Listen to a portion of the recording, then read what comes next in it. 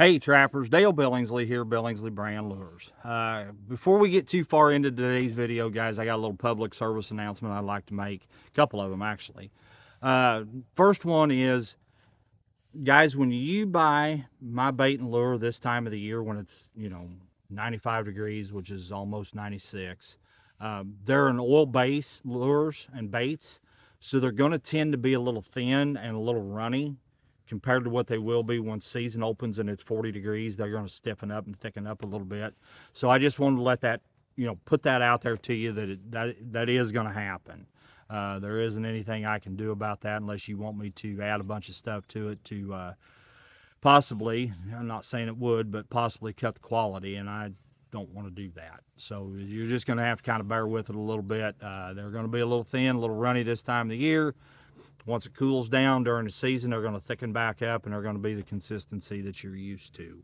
So I just wanted to put that out there. The other one I want to put out there is that I will be attending the Michigan Convention, August 15th and 16th, I believe it is. Myself, along with Mike Houck from Last Step Trap Supply and Hide Tanning, will be there. So if you happen to be there, be sure to stop by and say hey. We sure enjoy meeting every one of you that we possibly can. So without any further ado, let's kind of get into today's video. What I got for you, it isn't a whole lot, but I've been asked to do this by a viewer of mine. And that's talk about the reasons why I hold beaver alive versus drowning them in footholds or snares, either one. So there's about three reasons. Biggest reason is, in my opinion, you start putting beaver down at the end of slide wires, you put them on drowning rods, whatever it might be, you're going to set the rest of the colony up, especially if you don't set heavy enough, which in my opinion, a lot of guys don't, most guys don't in my opinion. They don't set near enough traps in the very beginning when they go into that colony. You need to learn to set them hard and set them heavy. So when you start putting them in slide wires and drowning rods and all this other good stuff, you're going to set that colony up. Okay, it's not saying that you're going to set every one of them up, but chances are you're going to set a bunch of them up.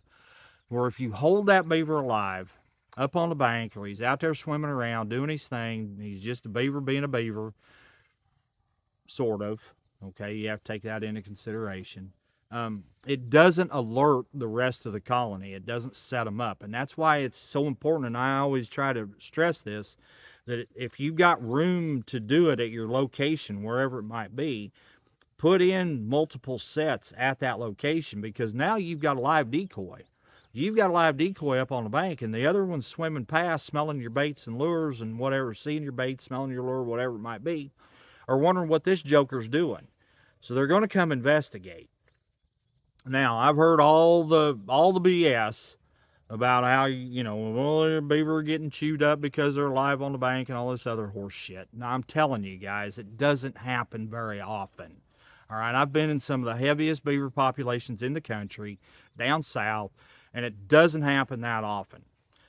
When it does happen, generally speaking, what you've got is one old dominant male beaver doing it. Generally, you've got him caught the next day, and then the biting stops. It's done. It's over, okay?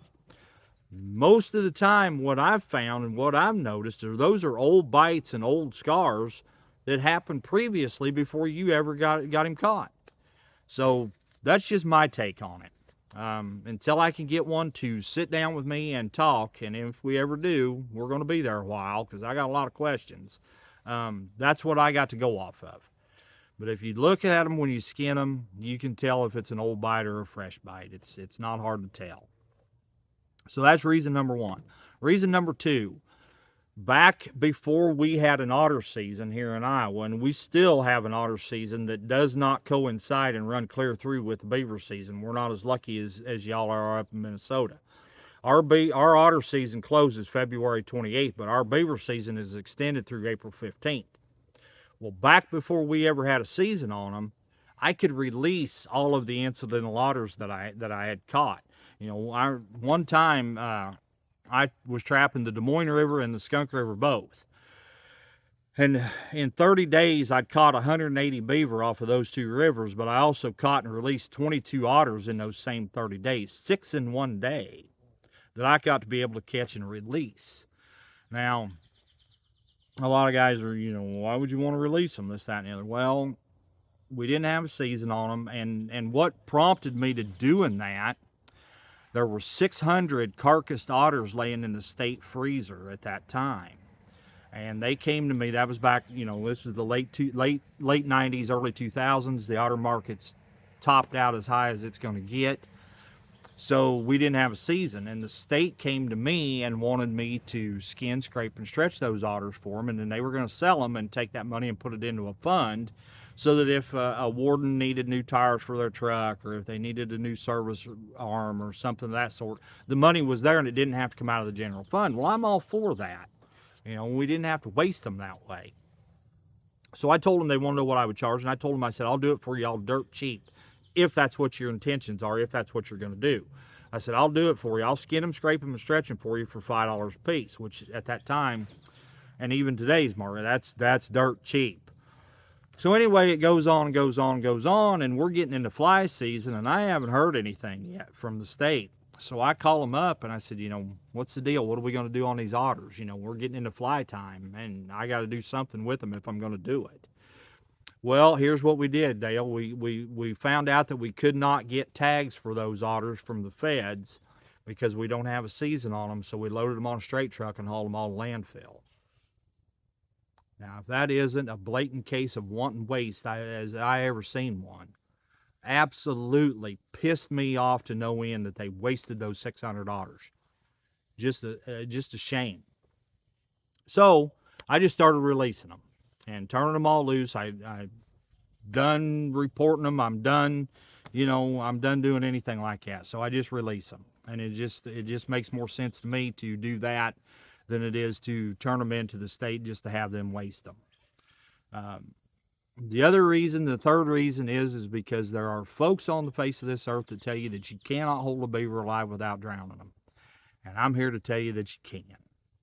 And it can be done, and I've shown it several times. I've shown it several times on this channel. And for anybody that doubts that it can be done, there's a truck seat that's always open for anybody that doubts it. You can come right along with me, and I will show you that you can hold them alive. It's just, it's all in the trap, and I've been through that several times. I happen to have one laying here, in fact, from a video I did the other day. It's a number 3 Bridger, doggone coil spring traps, 2 coil, because the coils are still got plenty of life in them. They don't need to be 4 coiled.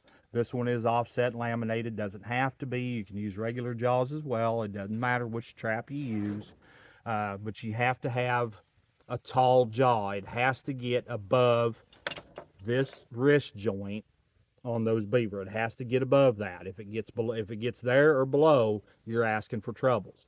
So you've got to get it above that joint, okay? You got to get it up high. That's why I like the Bridger. That's why I like the Northwoods, the old number 3 and 4 herders, the old Montgomerys, because they set taller this way instead of wide this way at the base plate. I don't like a low profile jaw. Plus the fact of this pan on this style of trap going clear to base. That's very important because that allows for a deeper catch. Now, don't think you can get by cheapening yourself up. Oh, and the number 4 Dukes are good for this too. Don't think you can cheapen up and go with the number 3 round jaw Duke and get by, because you can't. Okay, that trap is a low profile jaw. The round pan hits on the levers and it stays up about a ½ inch off the base when it's down. The levers hit the side of the pan and raise it up, and it stays up about that high. So you got a ½ inch there where you're not down in between the jaws. You're up on that beaver's joint where I said, you can't be. The TS85s, the number 5s, the MB750s will not work this way on front feet. Now, back feet, you're great. Front feet, they will not work because they're too big, they're too bulky. Same way with the Beaver Extreme from No BS. Same way with the new one that Ken will come out with, the Pennsylvania Legal. I think it would probably work okay, but it is so dadgum heavy. Okay, I think you're going to have some broken bones, that beaver tripping and falling over that big heavy trap. Same way with the double long springs. You can't use double long springs on their front feet and hold them alive. Simple reason being that when that beaver starts rolling, if he gets hung up in the brush or something, up on some grass or something like that, When he starts rolling, those big double long springs hang down in the mud and the dirt, and the trap stops and the beaver don't. So it doesn't take much. When you break those two front bones in that front leg up above that joint, even when you break those, it doesn't take much, guys, and he'll spin out, he'll twist off. And I've kept track over the years. Dean Bartz and I did when we were trapping together down in Arkansas. We kept track, and it was 1 out of every 100 that we lost to a ring off. I can live with those odds. I can live with that, because you can't tell me that you don't have the same exact kind of numbers going down a slider rod or going down a drowning rod. It's the same deal. If he gets wrapped up down there around a stump or a stop or something you didn't see, he'll twist right off down there just as easy as he will up on dry ground. So I know for a fact that can happen. So anyway, those are the 3 biggest reasons is why I hold beaver alive and I don't drown them. Same way with snares. I like a 10-foot snare because it moves that beaver over out of the way, especially if you're snaring them in a slide. It lets that beaver move over out of the way so the rest of the beaver can get up and down that slide without chewing him up. Okay, that's a big thing, because they'll bite him to make him move to get him out of the way. Plus the fact too that he's over there out of the way, he's not bothering anything or anybody, and they don't pay any attention to him. So there's just some of the reasons as to why I trap them the way I trap them. And I hope this video has helped some of you. I hope it's opened your eyes a little bit. I hope that you got a better understanding. Guys, I want to end this video here, and I sure do appreciate y'all tuning in to watch. And if you would, please just hit that thumbs up for me. That's all I'm asking. Once again, this is Dale Billingsley with another one. Signing out.